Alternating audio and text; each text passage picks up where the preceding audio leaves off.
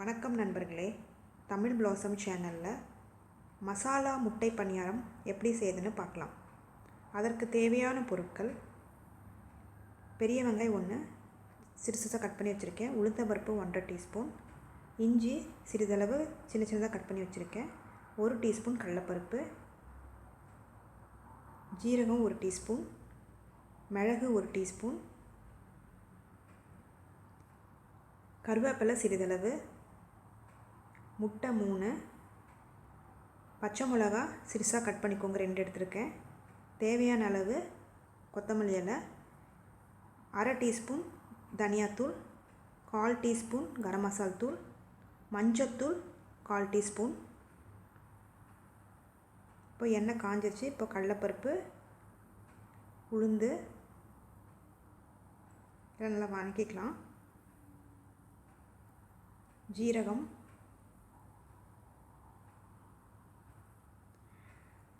இஞ்சி, வெங்காயம் எல்லாத்தையும் சேர்த்து நல்லா வதக்கி விடுங்க.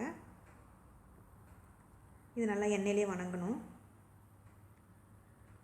இப்போது பச்சை மிளகா சின்னதாக கட் பண்ணதை போட்டுக்கலாம். நான் 2 பச்சை மிளகா எடுத்துருக்கிறேன். கருவேப்பிலை க்ரஷ் பண்ணி போட்டுக்கோங்க. மஞ்சத்தூள் அரை டீஸ்பூன், தனியாத்தூள் அரை டீஸ்பூன், இதையும் நல்லா வதக்கிக்கலாம். கரம் மசால் தூள் 1/4 டீஸ்பூன், இது எண்ணெயிலே நல்லா வதக்கிக்கலாம். உப்பு இதுக்கு தேவையான அளவு சேர்த்துக்கலாம். மாவில் உப்பு சேர்த்துருப்போம், இதுக்கு தேவையான அளவு உப்பு மட்டும் இதில் சேர்த்துக்கலாம். இப்போ பாருங்கள், நல்லா வதங்கிடுச்சு. இப்போ அடுப்பை ஆஃப் பண்ணிடலாம். இப்போ மாவில் 3 முட்டையை போட்டுக்கலாம்.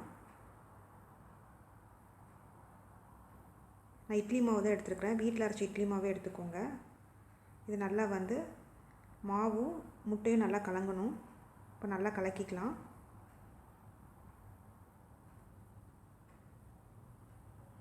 இப்போது நம்ம எல்லாம் வதக்கி வச்சுருக்கிறத இதில் போட்டுக்கலாம்.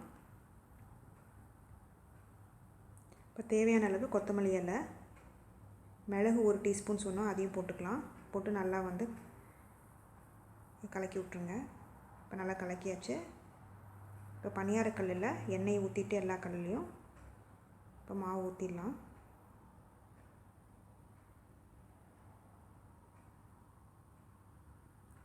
பாருங்கள், மாவெல்லாம் ஊற்றியாச்சு.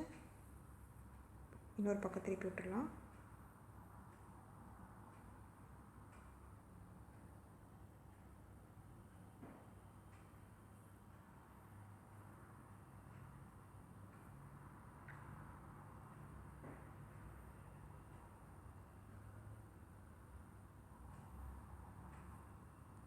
நம்ம எப்பயுமே பணியாரம் சுடுறோம் பாருங்களா, அதே மாதிரி தான்.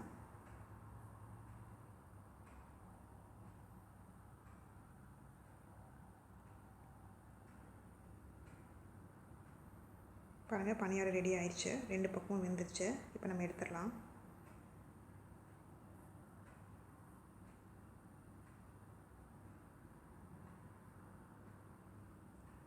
பாருங்கள், சுவையான முட்டை பணியாரம் ரெடி ஆயிடுச்சு. இந்த ரெசிபி செஞ்சு பார்த்துட்டு கமெண்ட்ஸ் என்னன்னு சொல்லுங்கள். பிடிச்சிருந்தால் லைக் பண்ணுங்கள், ஷேர் பண்ணுங்கள்.